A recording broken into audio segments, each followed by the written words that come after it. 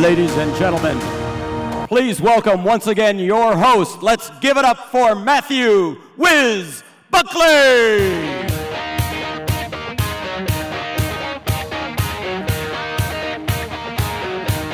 All right. How we doing today, folks? Still acceptable, shockingly. Now, I didn't see a lot of you at 0600 this morning on our run. Anybody? I did see a lot of you at 0530 actually running back into the hotel. So I do see a couple of familiar faces there. Awesome, well, welcome aboard. Everybody have a good breakout session this morning? Bumped into a lot of you. It sounds like you're starting good. Sounds like you're starting to apply a lot of what we talked about yesterday, a lot of the flawless execution methodologies, the ethos that we discussed yesterday. So putting a big smile on my face. What I want to do right now is talk about, in my opinion, the most important part of the flawless execution model. We're going to take a little bit of a deeper dive into what we call the debrief. And over a couple wine coolers last night, watching the Blackhawks game, talked a lot about, yeah, how about those Hawks, man? Although, where's Lynn? No, she didn't pass out last night, but she's an Anaheim fan. So maybe she did pass out after they lost, I'm not sure. But anyway, a lot of discussion about the debrief. Hey, Whiz, we really need to do that, okay? Yeah, we debrief some of our wins. We do a wins maybe review, and maybe we don't talk about those losses so much, okay? So let's do that. Let's take a little bit of a deeper dive into debriefing. Why do we debrief? Why do we debrief? To learn, to improve, right? To improve our future execution. It doesn't get any more basic than that. To improve our future execution. Now, let me ask you the converse. Why don't we debrief? Afraid of the truth? You can't handle the truth, right? Afraid of the truth? What else? What's the number one excuse that I hear when I travel around the world about why we don't debrief? Oh, Jesus, okay. I think we all agree. Whiz, we don't have time to debrief. Well, the bloody hole in the wall where you're beating your head against it after you repeat the same mistake 15 times in a row is going to go away because we're going to start debriefing and avoiding that. You don't have time not to debrief, ladies and gentlemen. So that's the number one excuse that I hear. The number one reason that companies don't debrief is they don't plan to debrief. When I did my rapid planning session yesterday morning with the SCS team, guess what I put in? Every 2 weeks, we're going to do what I call an X-gap meeting. What's an X-gap? It's called the execution gap. This Friday, our team wanted to be at this point. We're at this point. The gap between those two is the execution gap, and we figure out why we're either coming up short or we're hitting our target. And then at the end, we're going to knock out a debrief, a full-blown debrief, okay? So if you plan to debrief, it's most likely going to happen. Hey, we're going to debrief on August 1st. It's on our calendars. It's on the schedule. We're going to most likely do it, okay? So now, it pains me to bring this up, but anybody ever hear of there's a football team, local football team up in New York, the New York Giants? Anybody? You can escort that gentleman out. We talked about a high-performing team yesterday, the United States Navy Blue Angels, and you saw them debrief, right? Nameless and rankless. Inside, outside criticism. Well, what I want to do right now is show you an example of what happened when we worked with the Giants. Back in, 2010, they were getting ready to run Tom Coughlin out of town on a rail, which it seems like every season they're getting ready to run Tom Coughlin out on a rail. But this time, Tom Coughlin called Afterburner, and here's what happened.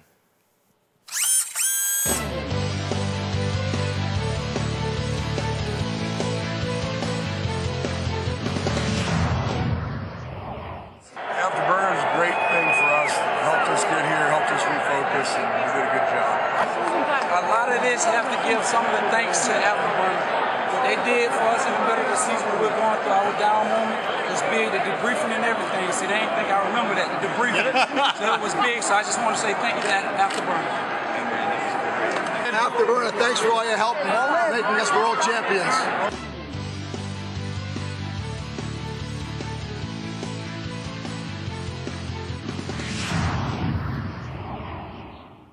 If you think fighter pilots are type A's, try going into an NFL locker room. with a bunch of young kids who make more money than I'll ever see in my life. You want to talk about a group of type A's? We went in there and we taught them how to debrief. Over the next year, I actually worked with Coach Fisher up in St. Louis, and also last season I worked with Coach Rivera and Cam Newton up there in the Panthers. Very, very tough organization to go into, because I know a lot of pushback that I hear from y'all like, Whiz, there ain't nothing nameless and rankless about this place, right? That is one of the biggest challenges, and you would think there's nothing nameless and rankless about an NFL team. So the most important part of the flawless execution model is, in fact, the debrief, and of course, there's only one true NFL team. It's the Philadelphia Eagles. Yeah. E-A-G-L-E-S. I'm a recovering Eagles fan. Always a bridesmaid, never a bride. Okay. Now, everybody, hopefully you still have from yesterday. If you don't, maybe Brenda and her team can run some of these around. If you don't, this card is a high-speed piece of gear, folks. On the back is stealth. We're going to go through it. One of the reasons you also don't debrief is because you don't have a structure to debrief. All right, Whiz, we're going to sit down and talk for the next hour. Well, guess what? You have a structure going forward that I'm going to teach you right now. You can pull this card out and use it going forward. Obviously, we use a lot of acronyms, folks. Stealth, S-T-E-A-L-T-H. That is the format that we use to debrief. Each one of those letters stands for an acronym, and we're going to take a deep dive into that, okay? The S in stealth stands for setting the time, the place. This is the preparation phase of the debrief.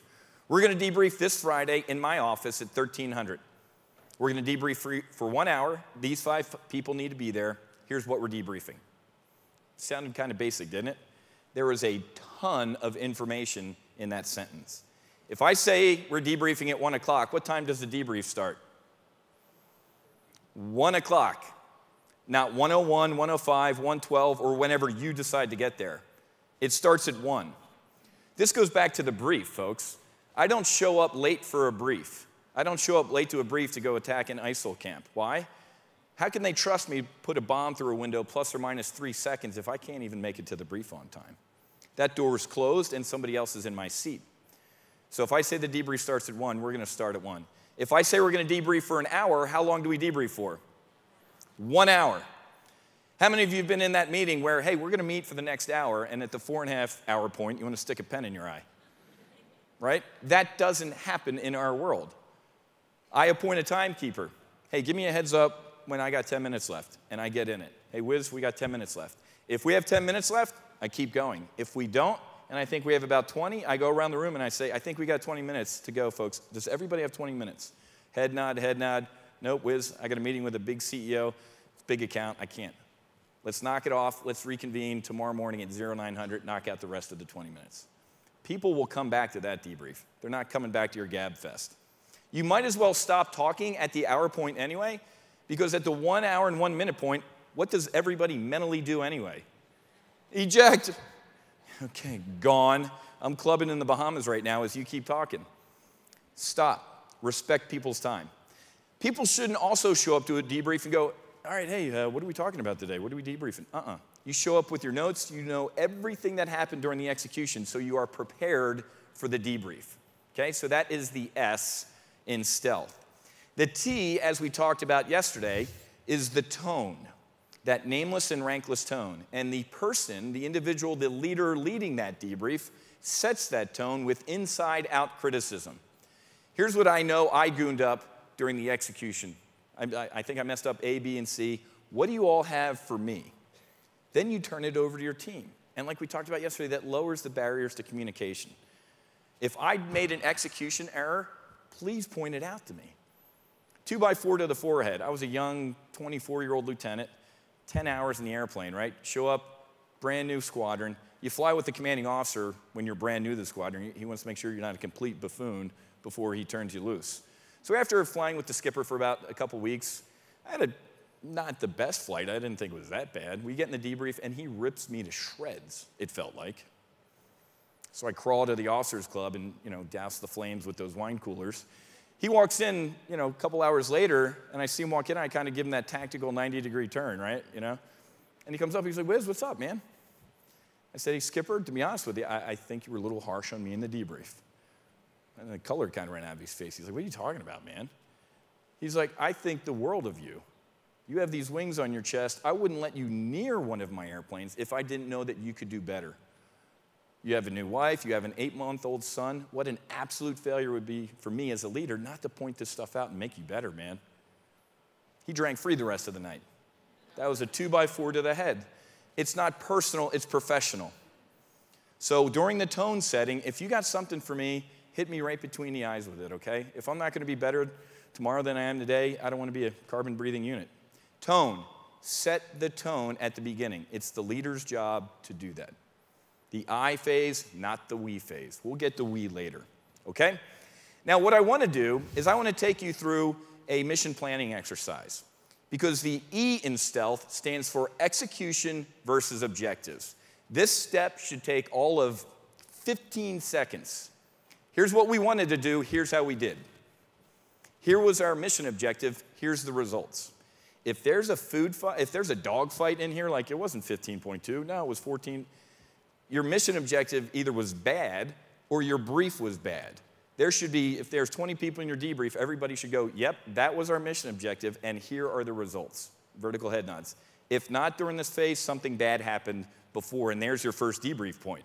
Mission objective wasn't that tight because we all can't agree on what it was. It's hard to do a debrief if you didn't have a good mission objective, okay?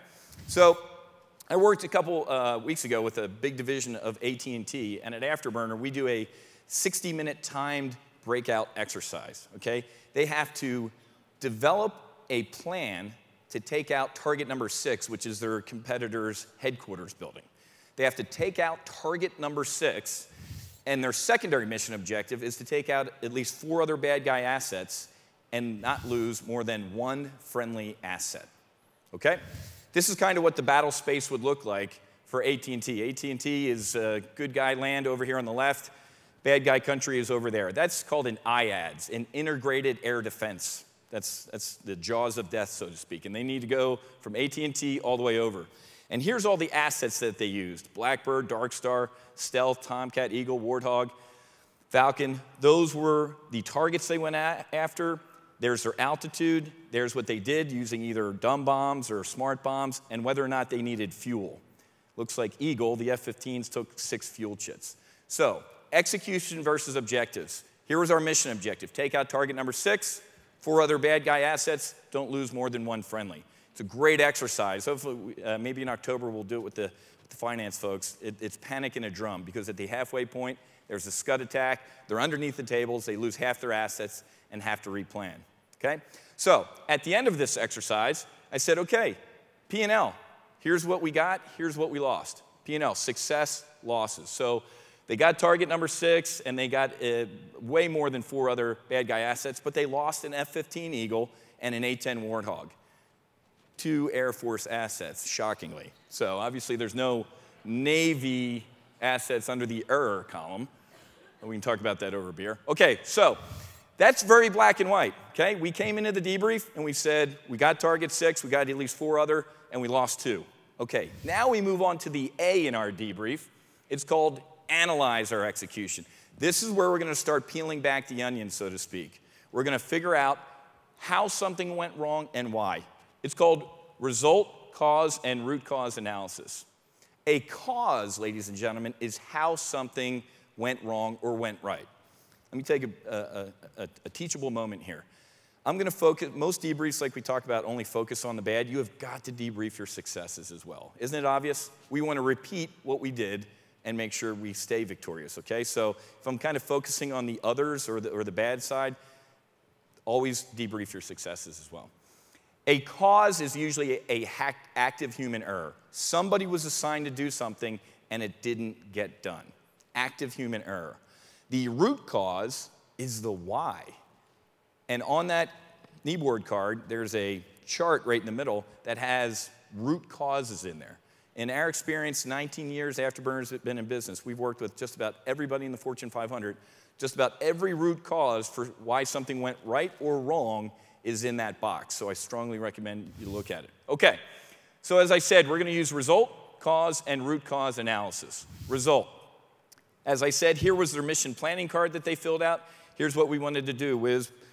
Blackbird's taking off first, doing some recon, 70,000 feet, and they went all the way down. ACE is the leader of this planning team. ACE is their call sign, okay?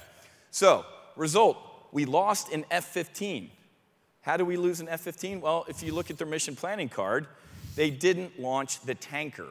Their tanker's call sign is Chevron. So somebody in that room had the Chevron checklist and needed to get airborne so they could refuel the F-15s. Chevron didn't take off. Notice that that how is laser-like. It's a sentence or two. It was an active human error.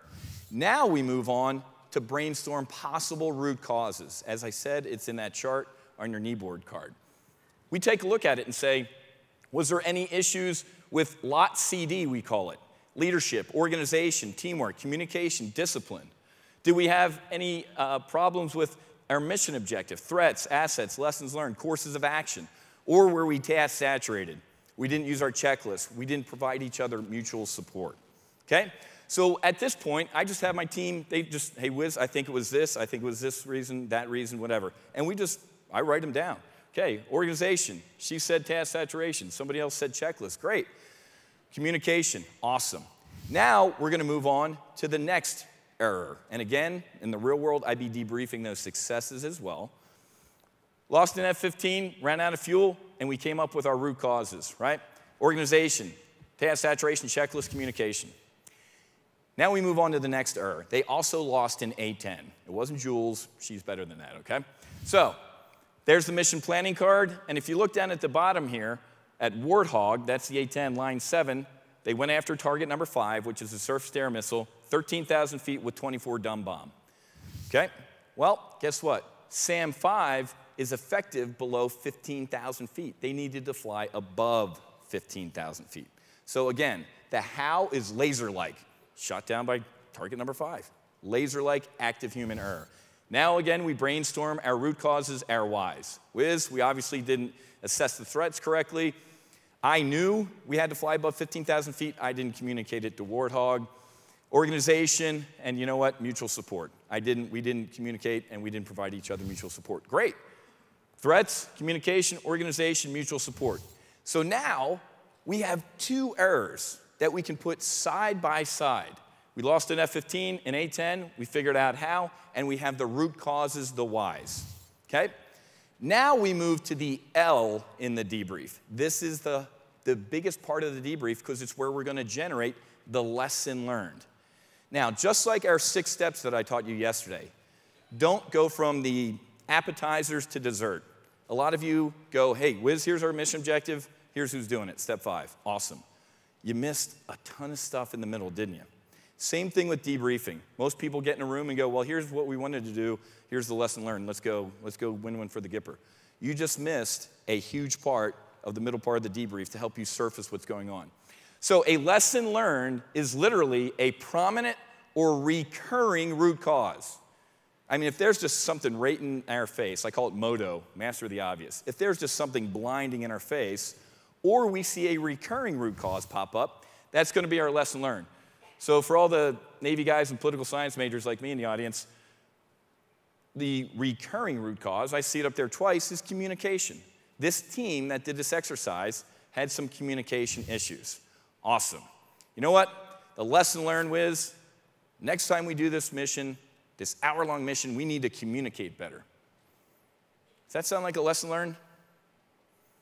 If you told me, hey, Whiz, you need to communicate better in order to achieve this mission, I'd look at you and say, thank you for wasting 15 seconds of my life I'll never get back. A lesson learned is how. It is a series of action steps that drive execution. Not, we need to be better next time or communicate better. How about this? Everybody, you got to read your checklist in silence for 5 minutes. ACE, the leader, needs to brief the normal and emergency procedures. Give a 15-second executive summary of your strengths and weaknesses in this exercise. Everybody, using the 6 steps that Afterburner taught us, scribe the threats and resources on the whiteboard for everybody to see. Dark star, that's the call sign of somebody in the exercise. You need to put the matrix, that ACE matrix, up on the wall so we can see everything. Boom. That is a lesson learned, folks. That drives action. That is what leaves the room. The T in stealth stands for transfer the lesson learned. Debriefing does no good if you all look at it and say, wow, we got 5 great lessons learned around communication, and it sits there up on the whiteboard and just fades away. We need to transfer our lessons learned throughout our organization to accelerate everybody's experience. I gave you a prime example of how I did that yesterday when I fought the Pakistani F-7 over the skies of Pakistan. Transfer the lessons learned. Now, the H in stealth stands for a high note. Nobody leaves a debrief with their ears pinned back or their tail between their legs like, all right, well, that sucked. You know, I'll talk to you guys later. Obviously, if the mission you did was a success, it's easy to end on a high note, isn't it? Hey, we nailed it, we crushed it, we figured out why we crushed it, and we're going to keep doing that. Easy high note. But even if it wasn't a great mission, you can still sit there and go, hey, folks, we just spent 57 minutes figuring out what went wrong, how it went wrong, why it went wrong. We have 5 great lessons learned about how this is never going to happen again. We will never fail again on this mission. Thanks for your attention to the debrief. Ta-da. Always end a debrief on a high note. Make sense? That is it. Now, I ask companies after we do this breakout exercise with them, I say, how much more effective would your team have been if that lesson learned was laying on the table when you went to your breakouts and you read that before I said, you got 1 hour to go? And I ask them for a number, 10%? Higher, 30, 70? 70% on average in the 19 years we've working with companies, they're like, Whiz, if we had those lessons learned, we would have easily increased our performance by 70%. Folks, let's be conservative. Let's say 30, let's say 10%. If you could improve what you do or your bottom line as an individual or as a team, as a business unit, by 10%, 30% by debriefing. Are you kidding me? Why are you not doing it? That is the power of debriefing. It is all about improving future execution. Remember, in the debrief, folks, it's not who's right, it's what's right. And as I mentioned yesterday and talking to some of you last night in the debrief, it's respectful truth over this ridiculous artificial harmony that we have in the business world. Singing Kumbaya with a glass of Chardonnay and a sweater on. Don't do it. Let's make each other better. Let's provide each other mutual support. When you sit in the debrief and somebody sits there and says, hey, I made this execution error, that's how you trust people. I didn't even know that that person gooned that up. I mean, because, trust me, folks, I've been in the business world a long time, and I've been a fly on the wall in some postmortems where 15 people in the room know that that one person did something wrong, and that one person does what? Doesn't say a word, do they? And everybody's just sitting on their hands like, okay, is it beer o'clock hour yet? Don't do that. If you incorporate the debriefing into everything you do, the wins, the losses, just about everything you do, you are going to improve your future execution, I guarantee you. It's the reason that we're successful in the United States military. It's the reason that we're successful in helping companies like yours improve their execution. Now, I will be honest with you, and I forget who I was talking to last night about this. They're like, Whiz, you guys do a lot of follow-on work with people? We have about a 20% success rate at Afterburner doing follow-on. You know why? Because after an Afterburner engagement like this, to be honest with you, we turn the lights on in the kitchen in some organizations, and they don't like seeing the roaches. You know, Whiz, those were pretty neat presentations. Click. Now let's get back to work. It's the companies that decide to embrace this methodology and this ethos that take it to the next level. And I sincerely hope, and based on what your skipper said yesterday, the Joint Chiefs, Pat, all your heavies, I'm pretty sure you guys are going to be able to do that as well. Okay, got to jump out of the flight suit. Not literally. What I want to do is talk to you guys and debrief and transfer the T in stealth, transfer some of the lessons learned from the breakout exercises this morning. So I want to bring up right now 4 of your squadron mates, and we're going to talk a little bit about debriefing and what they did this morning. So come on out, folks. And give them a hand, too.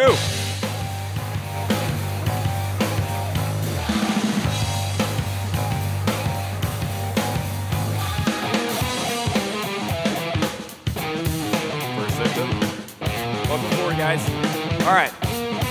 Now, you guys did a breakout exercise this morning, right? And you're going to be my first victim. So what did you learn this morning, and what could you transfer to these folks? So I think this morning we really learned the value of surveying the entire scene. We took a a 360-degree approach. We analyzed data and all of it. We looked at the financials. We looked at our patient population, the payer mix, and then we really looked at the patient surveys. We put into practice some of the things we learned, and then we became flexible. We had a good first year. We really got killed the second year, and then we took the things that we learned from the first year, the negative things that happened the second year, and then we just crushed our billings in year 3. That's awesome. Perfect. Yes, ma'am. I think one of the terms that we learned was team storming. So you don't have to necessarily know everything. We have tons of people with great intellectual capital that we could tap into. So when you're preparing for your customer meetings, you can tap into those resources or bring them with you to the meeting to help the discussion. In our group, we had 2 people that came from a hospital background. We had someone who's really strong in finances. We had another person who's from the Canadian health system who didn't think they had much to contribute, but they had a different vantage point altogether. So all together, we brought our strengths to the table, and we were able to make very complicated decisions and nerve-wracking decisions. And like he said, year 3, we blew it out the park. That's great. How do you battle complexity, folks? With simplicity, and that sounds exactly what you did. Awesome. Yes, sir. I think one of the key things we learned was that when we were looking at making our decisions, whether you're selling something to a customer, a product, or a service, you have to make sure that that decision or what you're selling ties back to those objectives. So when we made our decisions, we tied that back to the objectives we were trying to accomplish. So if you can show what you're selling ties to your customer's strategic objectives, then you can provide value. Excellent. I think we also learned that we wanted to ask a lot of questions about where our customers were spending their time and resources and money to understand where they are in the strategic spectrum, you know, whether they're more product-focused or customer-focused. Awesome. Okay, well, ladies and gentlemen, 4 of your squadron mates and 4 winners. Thanks, folks. I appreciate it. Now, I know you guys watch the Oscars, right? Anybody notice a subtle change a couple years ago? What do they say? And the Oscar goes to, right? What did they used to say? And the winner is.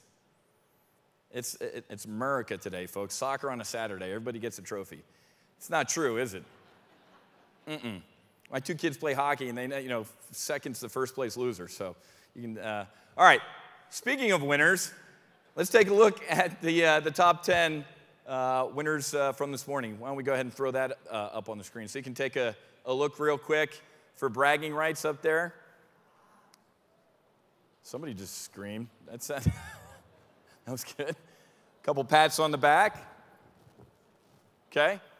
And then the freedom.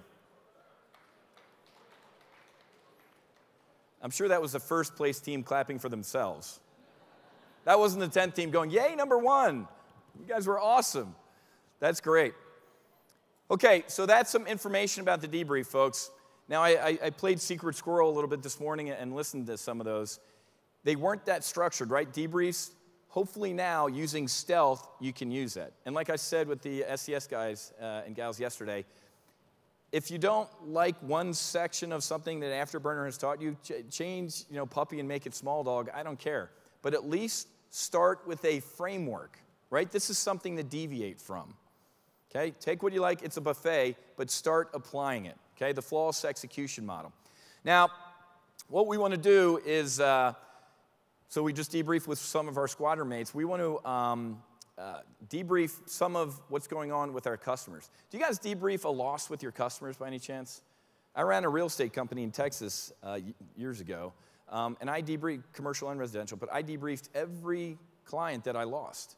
Like, hey, Whiz, we're going to go with somebody else. I'm like, appreciate it. Thanks for your honesty. Do you have 15 minutes to knock out a quick debrief? Okay, man, absolutely. I would sit there and I would knock out that stealth real quickly. Here's what I did. And I would go through that. What do you guys have for me? We started keeping track of after we debriefed losses with our customers, our clients, and we ended up regaining 87% of those people, either at the end of the debrief because they were shocked that we cared and we were going to get better and that was never going to happen again, or they called us back a couple days later.